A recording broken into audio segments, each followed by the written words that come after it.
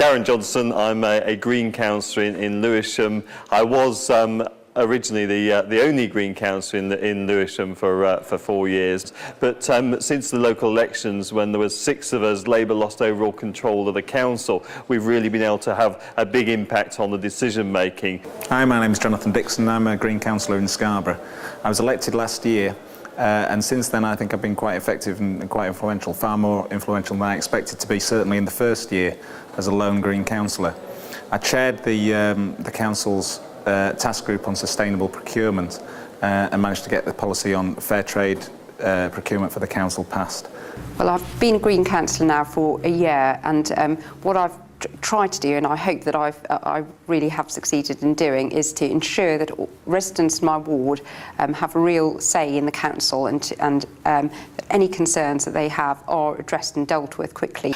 As a member of Liverpool City Council representing the Green Party, I provide a visible sign that it's possible to get elected as a Green, and that means that anybody elsewhere in the city and other parts of Merseyside knows that voting Green is a useful thing to do. It can lead to consequences.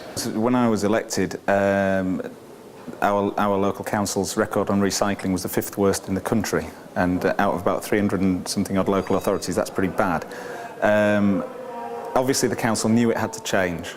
I got elected really, I was just in the right place at the right time, and other councillors recognised that a Green perspective on this would really be what they were looking for. I've become very involved in a local environmental group in the ward, so that's working in the poorer part of the ward where there are mainly housing estates, and getting local people involved in an environmental group which is going to try and improve the local environments in terms of our parks, planting trees, and also just improving people's quality of life.